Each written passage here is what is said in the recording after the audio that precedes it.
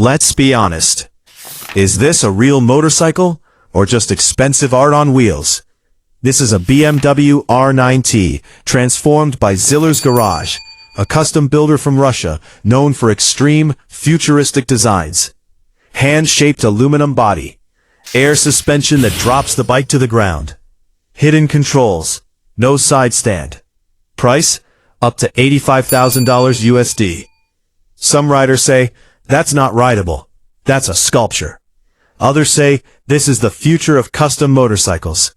Here's the truth. Zillers doesn't build bikes for daily commuting. They build statements. This isn't about practicality. It's about identity. So what matters more to you? Real-world riding, or creating something nobody can ignore? Comment your side, real rider or art builder. Share this if bikes should start arguments.